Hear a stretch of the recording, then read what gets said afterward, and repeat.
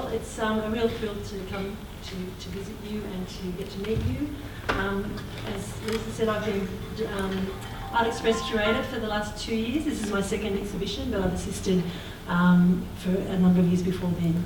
So we're thrilled to have ArtExpress at the gallery. This is our 36th year having ArtExpress. I'm going to go through what we thought we'd start with is a little bit of a background on both exhibitions, because I know that there's a mix of New South Wales and Victorian students. So there is a little bit of a difference between both exhibitions and both galleries, but I think there's some fantastic similarities they're going to run through in terms of where you are and what you're thinking about at the moment. Can I actually ask, is anyone, for New South Wales, anyone in year 10?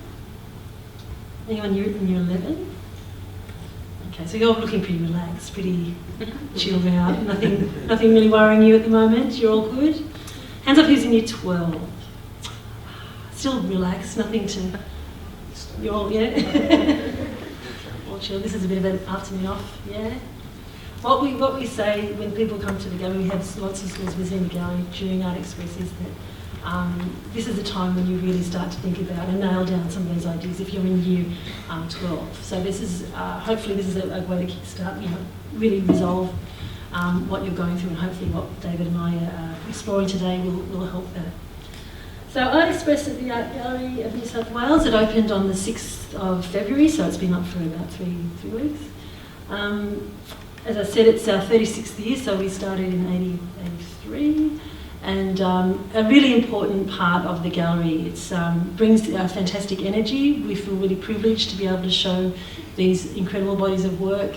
Really important for our school audience, so it is a great resource, but it's also for our general public, our general audiences. They come to see that what you're interested in, what you're passionate about, and what you're explore what you're examining, what's important to you. And I think a lot of people really get a lot of energy from that and a lot of inspiration themselves. So it's a really key exhibition for us.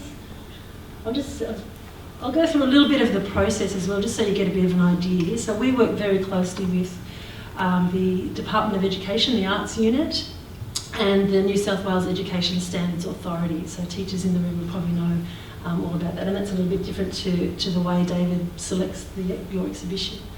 So what we do is we have, and there's probably another slide coming up, but there's about 8,500 students sitting for the visual arts examination.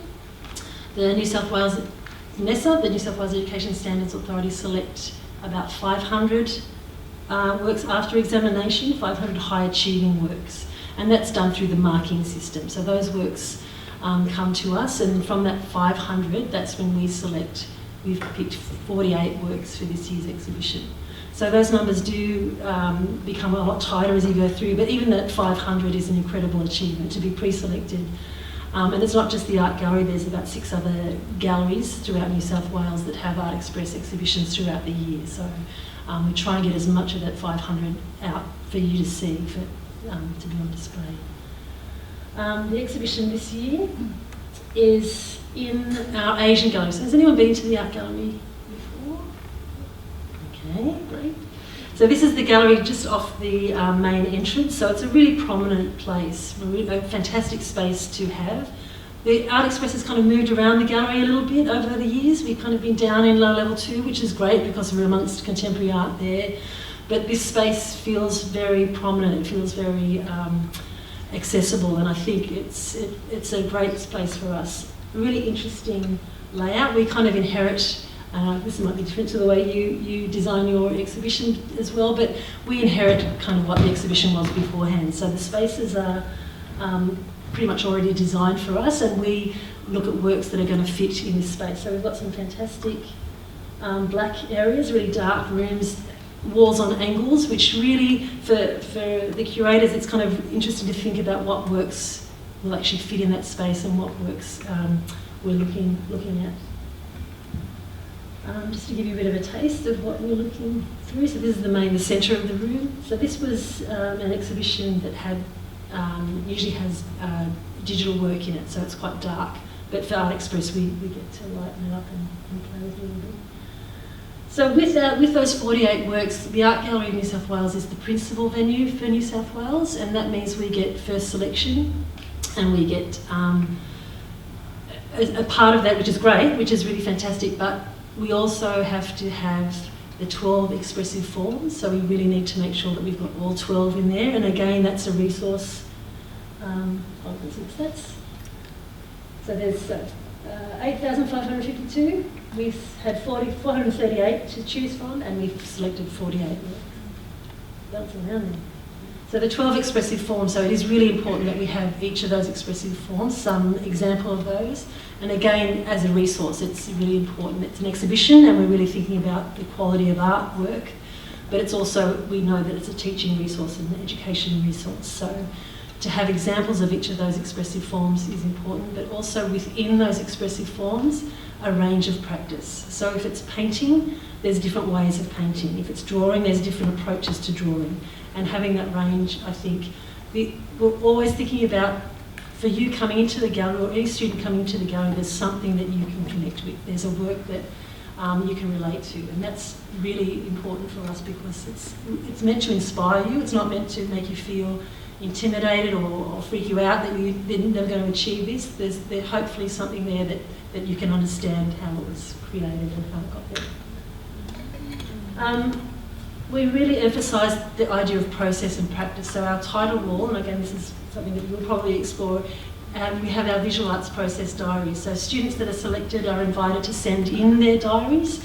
The diaries are marked, I think, as part of the school assessment, but it's not part of the visual arts exam. So we ask students to send in their diaries, and then we photograph pages and put them on the title wall. So before you even come into the exhibition to see any artworks, it's really important that we show the process, the ideas, the mistakes, the experimentation, all of that fantastic, rich information that you get to understand that these artworks have come from somewhere. They've actually gone through a whole process before they're placed beautifully on the gallery wall. The other thing that we're really trying to emphasise is the way artists work. So it's not just student artists, it's artists from our collection. So we've got a National Art Archive, and we've picked out, we've got amazing materials, so artist journals, drawings, sketches. We've got Arthur Boyd's shoes with paint all over them, brushes, art tools. And that's, again, really trying to emphasise that art's a process, that artists go through a whole range of different processes, as I said, to come to a final artwork, or to go and have something that they're going to display. So hopefully that's a strong connection that we're trying to emphasise. So good to be here as well too, as I've been introduced. David Menzies. I've been at the gallery for about 12 years and been looking after Top Arts the last 3 years and the third year in the job. It's been with us for about 26 years, so 10 years less than yourself. And it had also lived a life before the NGV as well too. So this is the hero image this year, showing a work of art. I'll come back to that if I get a chance as well too. Just go back. So what we do, our section is a bit different to, who here in Victorian school? Just raise your hand if you're a Victorian school, going to see where you are. Okay, right, so good. Most of you in New South Wales, obviously. So basically, what we do in Top Arts, we actually call for submissions online. So the students actually apply online around about September, October. And then there's a team of individuals, to see the panel up there. We then go through them individually and say, yes, maybe, no. And then we get together as a group, as you see the picture up there, and we go through about the probably top 500 to 600 works of art, and we shortlist from that.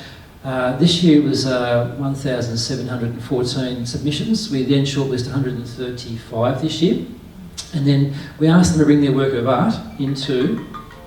So basically, they're the criteria. If you want to take photos, by the way, anytime during the presentation, conversation, please feel free to take pictures with your phones if you're allowed to, by the way. So you don't want to break any school conventions. But what we're looking for at Top Arts, it's called Top Arts for a very good reason, because we're looking for A+ students in terms of the work of art and folio as well too. That's one key thing. From my point of view, I want to make sure the idea is strong. You know, what ideas are you playing with? You know, what's the idea? We're going to talk about that a bit later on as well, soon in the conversation. You know, how to make ideas, where ideas come from, etc. So ideas, the whole thing of concepts that need to be developed, and they do evolve over time. So that's one of the key things I look for, and the team looks for as well. We look also for, obviously, imagination and individual qualities. We don't want reproductions of things. I mean, that's a no-brainer, isn't it? Would you agree or not? We want to see your idea From my point of view, I'll give you a quick story. I was in the gallery last year, and this 80-year-old man was wandering around, lovely old fella, and I thought he was lost. I thought, oh, he's probably in the wrong section. He's come down to where the top arts is being shown. He probably wants more historical works of art. This is a huge presumption, a silly presumption on my behalf. And I said to him, oh, sir, are you okay? And he said, David, I come every year to the NGV to see what young people are thinking about, because I want to know what's in their heads and hearts. I don't care about the older ones. They've had their time. I want to see what's going on in the here and now with young people, taking on the reins of leadership in our community. I thought, wow, there's a real lesson there for me. But also a lesson for you as well too, in that we are genuinely concerned about what you're thinking. We want your ideas. We want to see what's in your heads and hearts as well too. So, and you probably heard the word appropriation before. We ask you, look for inspiration. We also say, turn that inspiration into your ideas. It's the fundamental line that drives you, is what is my idea and what do I want to do with it? Then we also look at, obviously, technical excellence. So we do expect that you're able to, paint, draw, sculpt, if that's your chosen medium as well too. And also within that too, a fair bit of experimentation from a Victorian point of view, I'd imagine, also New South Wales as well too. And then on it goes, awareness of aesthetic considerations, awareness of past and contemporary art practices. One key thing too we look at is just making sure anything that comes into a gallery, a public gallery, we need to make sure you have copyright clearance. That includes also, it might be music, if you've got a video, and also in terms of other things, it might be even a brand in something too. It's really glaringly obvious. You need to make sure that you do see clearance. So when we see works of art that come in application from top arts, if it's got an Apple sign, for example, or Macca's, whatever it might be, we just go, one student last year had this incredible, it was like a hand or arm that had been under the sea for years, and it came from a set of all these social media companies, and I just thought there's no way in the world you get copyright clearance to use all the top 10 social media companies in the world, so we had to say no to it. It's just too much of a difficult, vexing sort of work of art to show. A range of media and themes, suitable for public exhibition. Other thing too we look for is just making sure that basically, it's going to survive the journey. We have about 180,000 people go through the gallery in the 120 days. We need to make sure it survives all those hands, feet, etc. that go through. So we just need to make sure it's got durability. And also suitable for display purposes, like I've just mentioned as well too. That's the bit of the constraints we look for. In terms of, there's the team. So we're looking at the works of art. They come into a place, a place called Coburg, just in northern part of Melbourne, and then we go through the work of art and also the follow, just to make sure that the idea I've mentioned before has been worked through solidly, and we are getting great work with great development backing in as well through the folio. And thereafter, heads up those who are keen to get a job in the creative arts industry. Anyone wanting to be artists, architects, designers, etc. All of us, yeah. Anyone keen on it? Good on you. There's an issue that I heard recently, not recently, but it's always ongoing. People are saying, oh, there's no future in the arts, get something that's practical.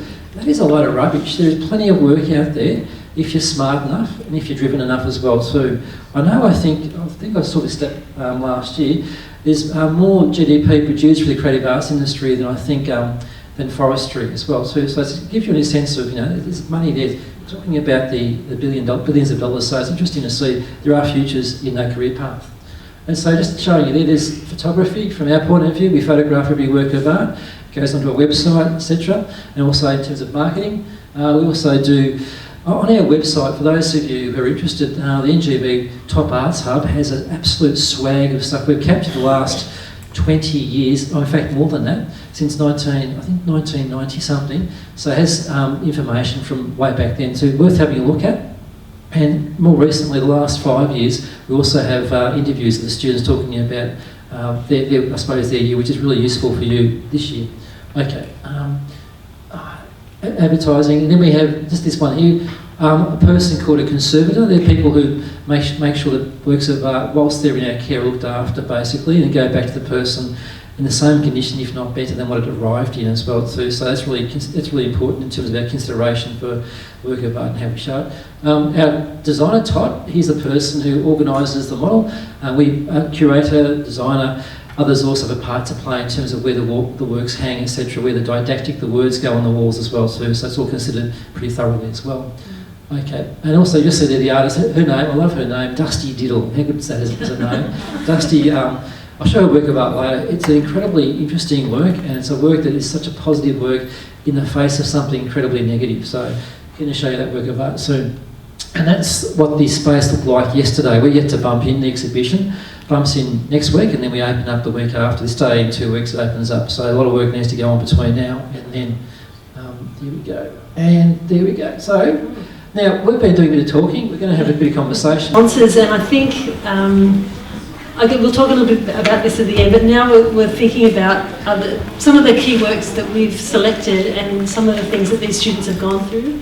And I think as I said, what's really interesting for our audience is what you're thinking about, what you're passionate about, and what you're angry about. All of those things are really vital for this exhibition and for what your experiences, as David said. And I think we don't select to any particular theme. It's always about the student and their world. So we're very much about the syllabus, as the teachers here would know. We look at the artwork, the body of work, and we see a title. We don't get to see a statement. We don't get to see anything. Unless the diary is called for, we don't see that during selection. So I'm just looking at the body of work itself, and sometimes the title, it's always about that visual language, how that comes together, and it's all about, the strength of the work is all about the material practice, how you've made it, how you've created it, and the conceptual practice. And the more closely you align those, the more you think about those two things combining, the stronger the artwork. So if you've got a really powerful idea, a really political idea, a really world-changing idea, you really have to think about how you're going to present that in a visual language. You've got to think about your audience. So it's the markers before it comes to us. So how are you going to convey those ideas, those concepts, that passion to someone that doesn't know you, that doesn't know anything about you? You're trying to show them through your body of work. And that's the most important thing for us, is looking at that body of work and those connections between concept and material practice. And I'm sure your teachers say this over and over again, but keep going back to that. Every decision you make with your artwork, think about the concept. Why am I doing it as a painting? Would this be better as a sculpture? Am I doing this as a drawing? What kind of drawing am I doing? What does it have to do with my concept? If my concept's 2020, how am I going to explore that idea? So I've got a few examples of, and I think I've selected works that really have done that very successfully. So it can be a powerful concept, but as I said, there's no one way, there's no theme. There's trends that come through, and I think environment and some of the ideas that you've just explored have been coming through very strongly over the last 2 years. But it can be as simple as who you are, your identity, your family, your grandparents. Those sorts of ideas come through all the time, and we'll expand on those. But it's how you do that. You're not going to come up with a brand new idea, but it's your take on that idea, and it's your authentic voice that comes through that idea. So this is a beautiful work. This is probably one of the ones that's really caught everyone's attention with ArtExpress this year. They're not huge works, but these are found objects, as David said. They're works that were collected, some in Afghanistan, but also some from Lena's home around her house. So she's picked. So we didn't see I didn't see the statement. We just saw the work. So they're just beautiful ceramics that have been damaged, that have been broken, and she's repaired them using epoxy. So does anyone remember Fimo, or have you used Fimo? Place like art teachers in the 80s, there used to be Fimo brooches, and I'm showing my age. But she's used that really simple material that created these absolutely exquisite bowls. And the theme is something that a lot of students explore, a cultural theme, cultural identity. Sorry. But in just an exquisite way. So looking at other artists, again, David will go through those inspirations and why that's such an important part of what you're doing, is looking at other artists. But really thinking about repair. So all of those ideas, everything she's thinking about is coming through that body of work. So every decision she's made, the fact that these are tiny, exquisite bowls, the way she works is very authentic and true to who she is. And I think that's coming through over and over again. So those connections. So as soon as you see this work, I didn't know the statement, I didn't know anything about it, but you can see that there's something really powerful about the work itself. and the artist that she's looking at as well. So even Frida Kahlo, which is an artist that does get used quite a lot. We find a lot of art students really respond to that. And again, that's that human frailty, I think, is a theme that comes through a lot. But she's done this in a completely different way as well. Beautiful work, and some of her diaries there. So really researching, but again turning it into her own body of work. So that's a beautiful one. So there's a female up there. But really lovely, and spending time doing that. But really exquisite. So again, beautifully resolved, technically really lovely, but quite simple material. So this is Joshua from Jindabyne Central School, so not too far away. And again, I think we noticed this year there was a lot of students exploring the idea of the environment, human interaction in the environment. It comes through every year, but I think this year in particular we've noticed a lot more. And I guess these works were all completed before the devastating fires, but I think the values, the fact that climate change and all of that devastation is very much on a lot of students' minds. But he's done a really interesting approach in terms of it's quite grungy, it's painting. So again, we're trying to find different ways of painting, different approaches to painting. So you get a bit of an idea of the scale. This is the opening night. But what he's actually done is carved into the wood as well. So just painting on board, but he's carved into it and made it quite rough, and really exploring that idea of power and politics, and how his hometown is being influenced by, I think, the Snowy Mountain scheme.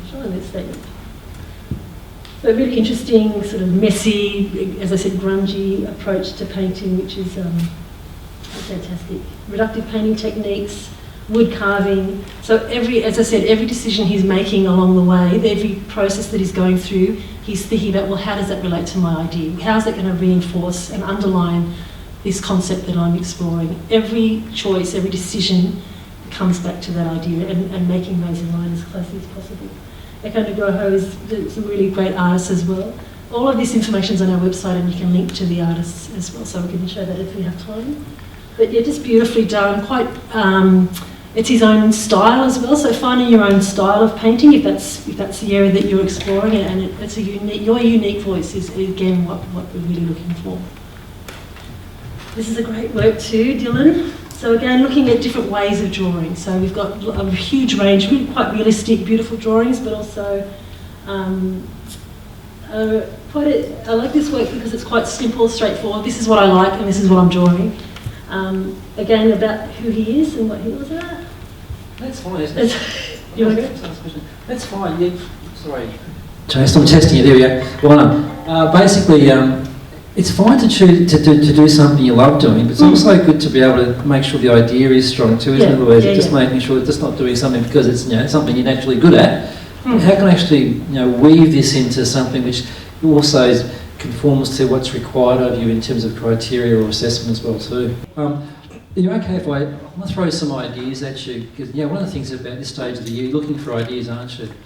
Angelo, he has an interesting background. He's actually a Chinese Malay, Australian-born Chinese Malay. So his background's Australian as much as also with an Asian background as well. So during his course of his study, he said, I chose something that was really close to me, and that was in fact looking at both my heritage. He ignored and refused to really, I suppose, in some way acknowledge his Asian background. He also suffered a little bit of racism as well too, but he actually took it on. And what he did with his pottery, his ceramic, was actually to make these tubes look like trunks of gum trees, which are strong.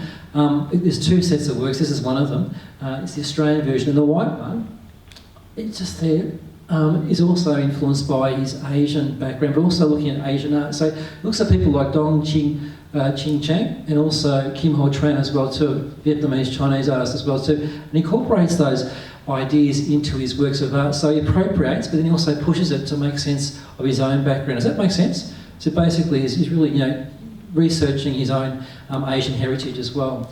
And you see some of his influences. So artists who are working in clay, as much as also what's happening. Even his local area goes through Patterson train station in Melbourne every day on the way to school, and he just sees this wall which has been graffitied heavily.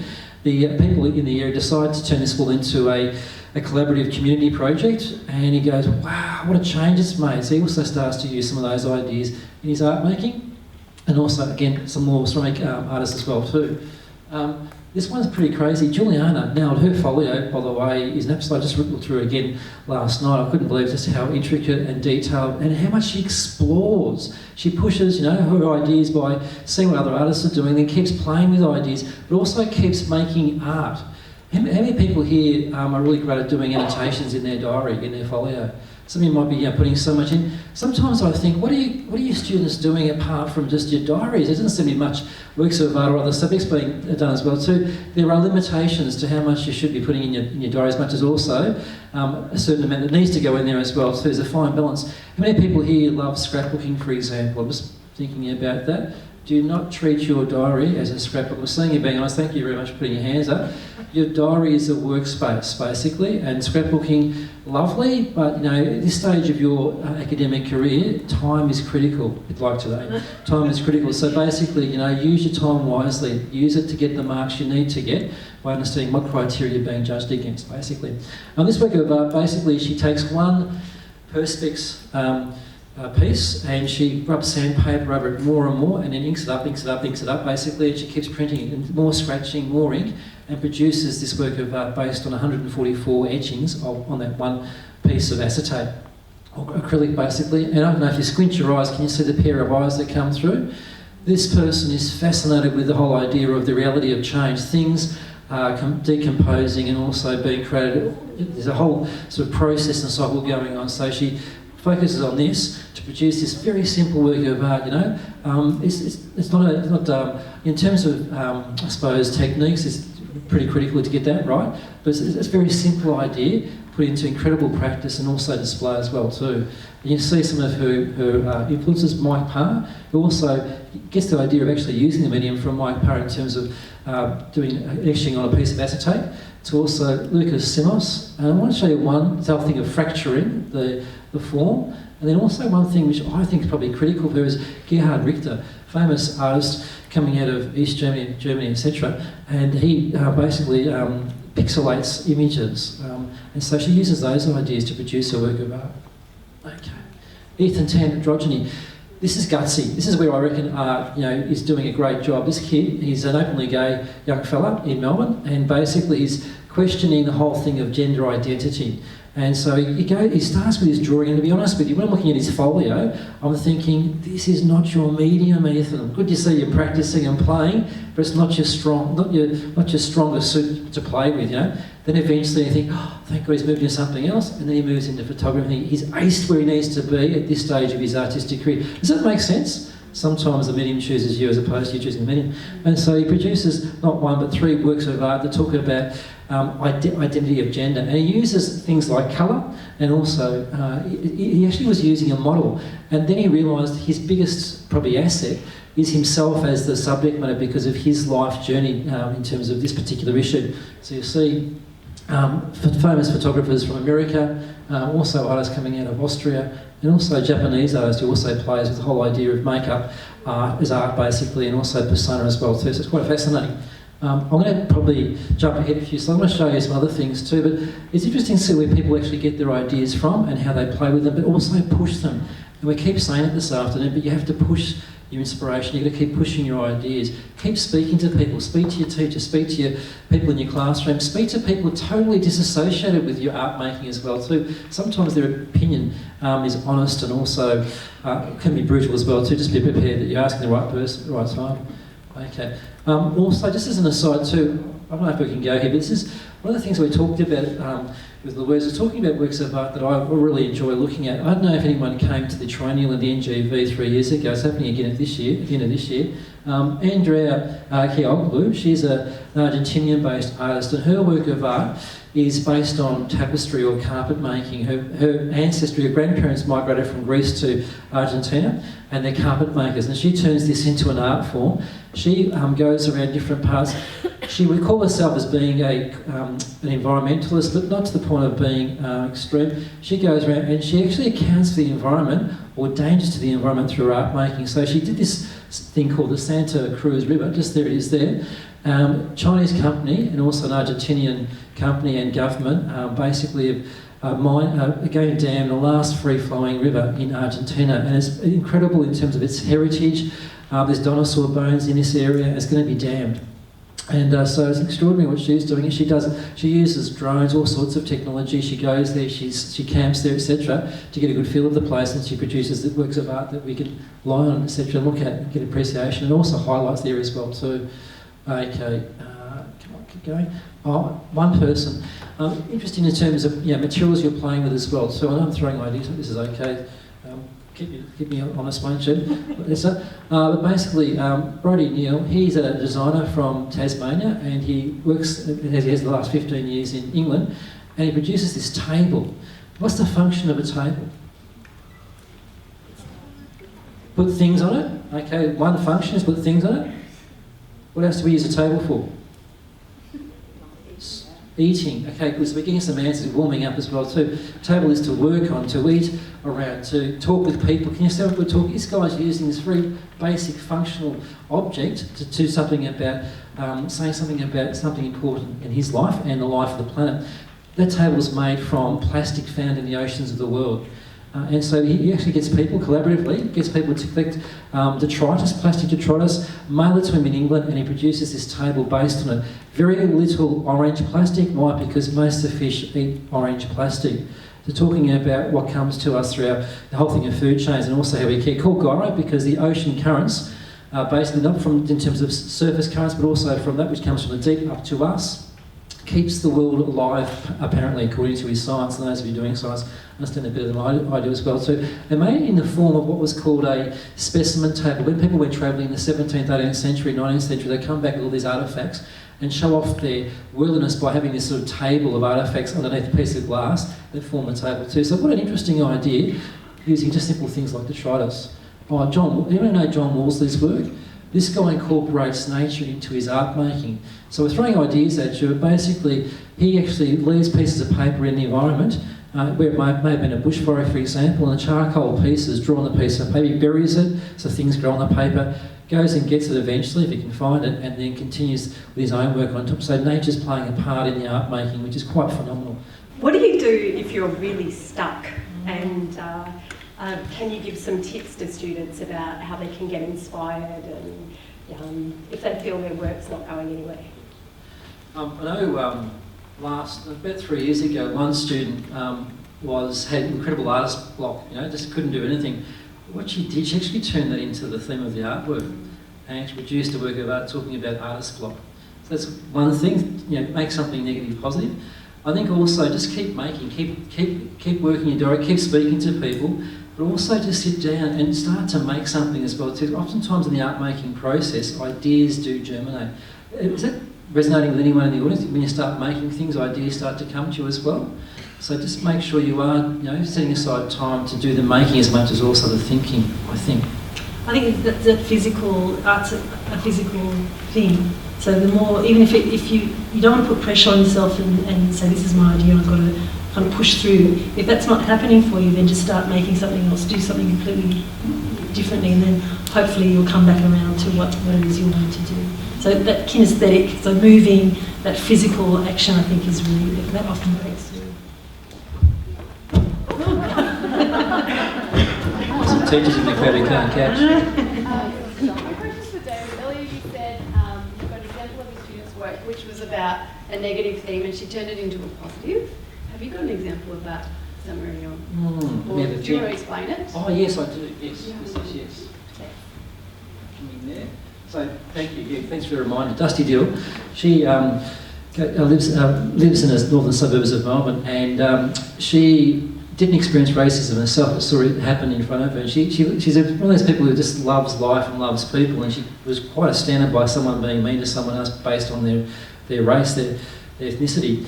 And she was perplexed by that, so she turned that into, she was angry. She wanted to do this, her work became about protest. And then she thought, well, that's not going to really get across the line, if you're always just angry. Let's turn this into something positive and change people as a consequence. So what she did, she produced 32 drawings in her works of art, and then she made those drawings into postcards, and she left them around different parts of the CBD of Melbourne, offering people these postcards. People would just take them and do whatever they wanted with them.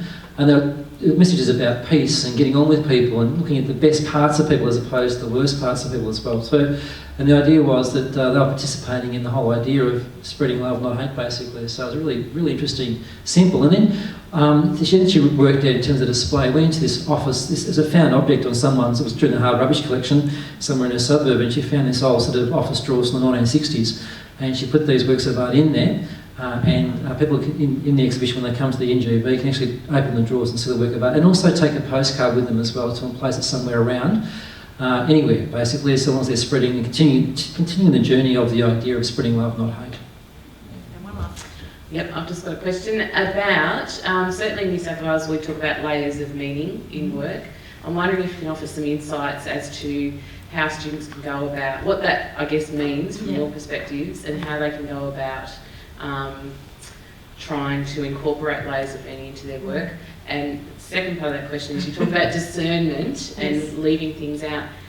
If there's any suggestions on how you go about discerning what to leave out and what to keep. Great question. I think the layers of meaning, again, going back to that concept and thinking about, for example, if you're doing a series of portraits, how are you going to do that in a different way? So that's something, again, things that have been done before, things that have been explored before. But I think that layering is your what you're going to do with it in a different way. So are you adding to that? Are you doing it in a different, like Dave was saying, thinking about those elements of, are you doing sort of 10 smaller works, or are you doing 3 larger works? Trying to think about pushing those ideas, even if it's something that's simple, but then you're trying to think about it in a different way. So I don't know if that's answering your question, but just trying to get away from what's expected and sort of putting those other layers and putting yourself into there somehow as well. We know that you're 17, 18, 19, and I know there's a lot of sophisticated things that come through, but I think having that authentic response to the world that you're living in, I think is really important. So thinking about who you are, what's important to you, and I think it does come through really strongly in the work. So I think picking something or an idea that's not really, doesn't really sit, you can sort of look at a work and think, that doesn't really, I don't believe this would, I don't really think this is, I can't sort of understand what's, so that's kind of one thing that white work. Students always use the word passion. Choose something you feel passionate about, basically. So that's really key. Also, you can see it through their follows, when people aren't good with time management, that's also really important as well.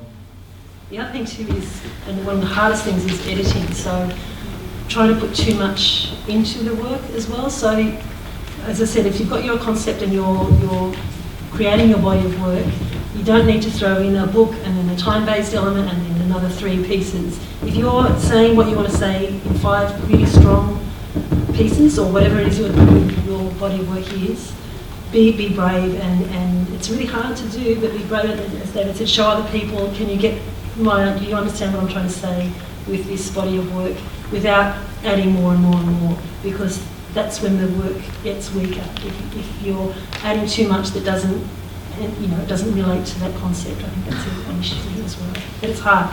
It's really hard to do.